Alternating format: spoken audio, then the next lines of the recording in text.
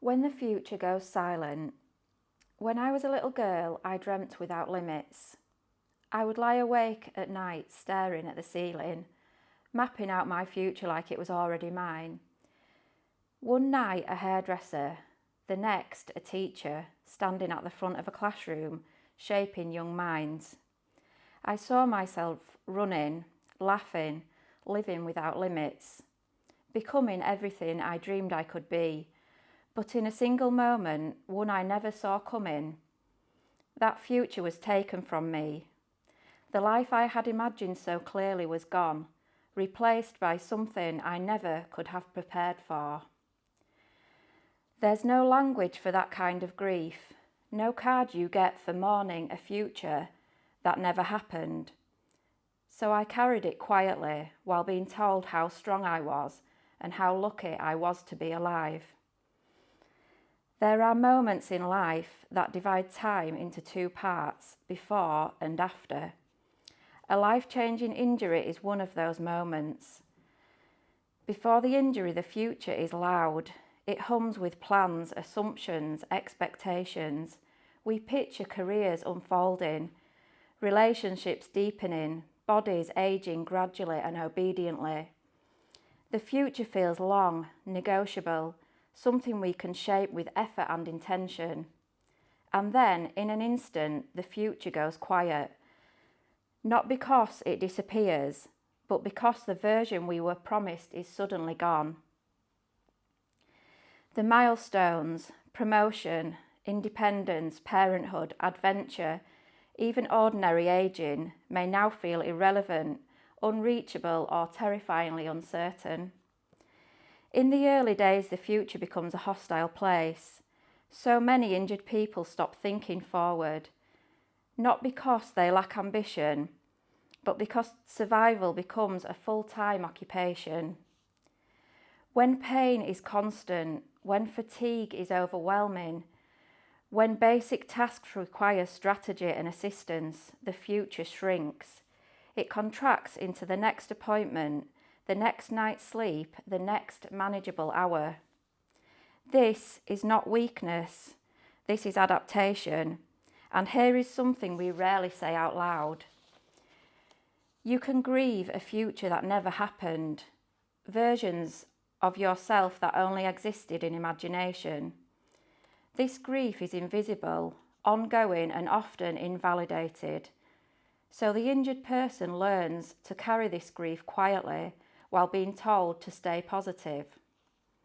But here is where the story does not end, because while life-changing injury damages the ability to see the future as it once was, it does not destroy the human capacity to create meaning.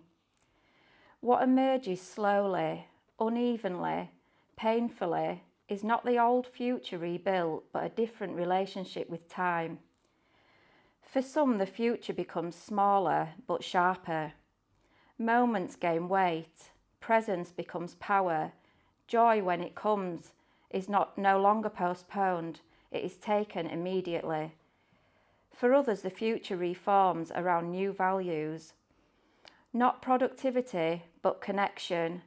Not achievement, but endurance. Not control, but courage. The injury strips away the illusion of certainty, but in doing so, it reveals something rare. The truth that the future was never guaranteed in the first place.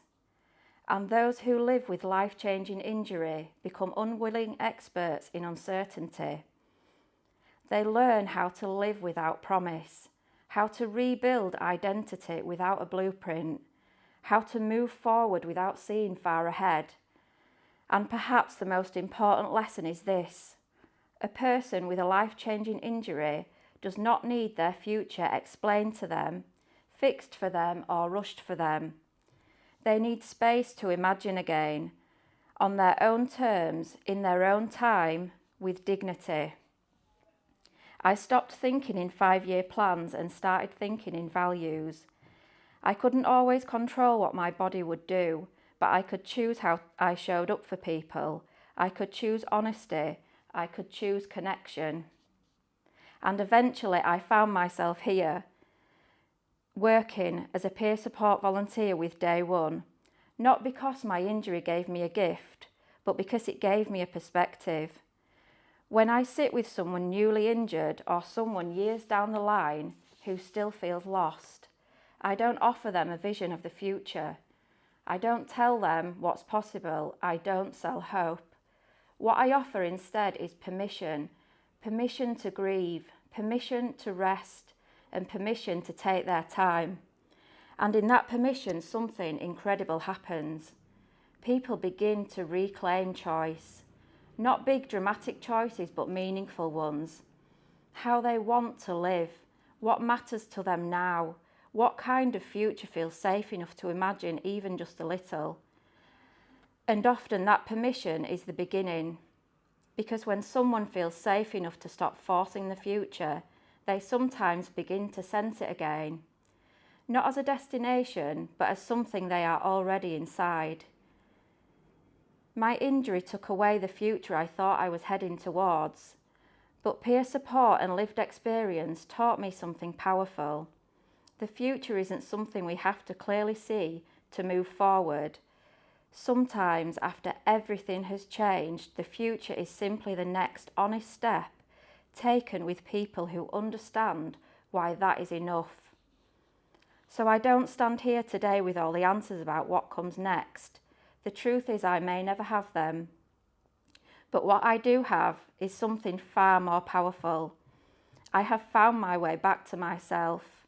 I have learned that my identity is not something that was lost in that moment, not something defined by what happened to me or what was taken away.